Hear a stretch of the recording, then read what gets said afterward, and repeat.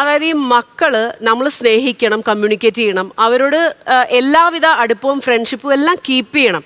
പക്ഷെ അതിൻ്റെ ഒപ്പം മക്കളെ സ്നേഹിച്ചു കൊല്ലാതിരിക്കുക ഇപ്പോഴത്തെ പാരൻസിന് കാണുന്നൊരു ഒരു കാര്യമാണ്. അതായത് മക്കൾ എന്ത് വേണമെന്ന് പറഞ്ഞാലും അത് സാധിച്ചു കൊടുക്കും. മക്കളോട് നോ എന്ന് പറയേണ്ട സ്ഥലത്ത് നോ എന്ന് പറയാൻ പറ്റണം. ഒരു കുഞ്ഞ് ഉണ്ടായി വീഴുന്ന അന്ന് മുതൽ ആ കുഞ്ഞ് ആ പാരന്റിനെ പഠിക്കുകയാണ്. അതായത് ആദ്യത്തെ കരച്ചിൽ നമ്മൾ ആ കുട്ടിയെ എടുക്കുകയാണെങ്കിൽ പിറ്റേ ദിവസത്തെ കരച്ചിൽ അവൻ്റെ ആവശ്യം നമ്മൾ അവനെ എടുക്കണം എന്നുള്ളതാണ്. നമ്മൾ അവനെ തട്ടിക്കൊടുത്ത് അവൻ ഉറങ്ങില്ല, അവനെ എടുത്ത് തന്നെ ഉറക്കണം.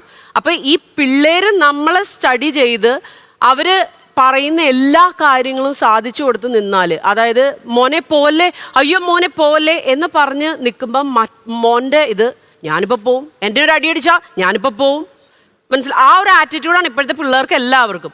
അപ്പം മക്കൾക്ക് നമ്മളെല്ലാ കാര്യം അവരെ അറിഞ്ഞ് സാധിച്ചു കൊടുക്കുന്നതിൻ്റെ ഒപ്പം അവർക്ക് വേണ്ട എന്ന് തോന്നുന്ന കാര്യങ്ങൾ വേണ്ട എന്നും പാരന്റ്സിന് പറയാൻ പറ്റണം.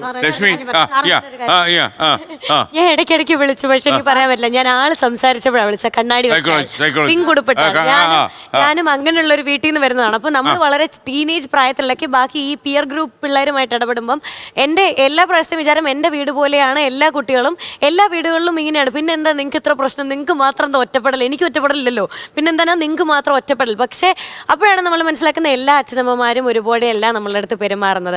അപ്പോൾ ഞാൻ മനസ്സിലാക്കി ഈ പേരൻറ്റിങ് എന്ന് പറയുന്ന ഒരു കുട്ടി ഉണ്ടാകുമ്പോൾ ഇവർക്കും ഇതാദ്യമാണ്. ഒരു കുട്ടി ഉണ്ടാകുന്നു, എൻ്റെ കുട്ടി നന്നായിട്ട് വരണം എന്നാണ് എല്ലാ പേരൻസിനും. പക്ഷേ ഇവർ തിരഞ്ഞെടുക്കുന്ന വഴി പലപ്പോഴും ഡിഫറെൻ്റ് ആണ്. പല ആളുകളും പല വഴിക്കാണ് എൻ്റെ കുട്ടിയെ നന്നാക്കാനായിട്ട് ബുദ്ധിമുട്ടിക്കൊണ്ടിരിക്കുന്നത്. പക്ഷേ എനിക്ക് തോന്നുന്നു എപ്പോഴും പേരൻസ്, ഇപ്പം സാർ തന്നെ പറഞ്ഞു ഇവിടെ ഒരു കുട്ടി മരിച്ച ഒരവസ്ഥ, നമ്മളത് ന്യൂസിലൂടെയും ഒക്കെ അറിയുന്ന ഒരു കാര്യമാണ്. അപ്പോൾ ഈ 16 വയസ്സുള്ള പെൺകുട്ടികളുടെ അച്ഛനമ്മമാരൊക്കെയും തീരുമാനിക്കുകയാണ് ഇൻസ്റ്റഗ്രാമിന് തൊട്ട് എൻ്റെ കുട്ടിക്ക് കൊടുക്കുന്നില്ല.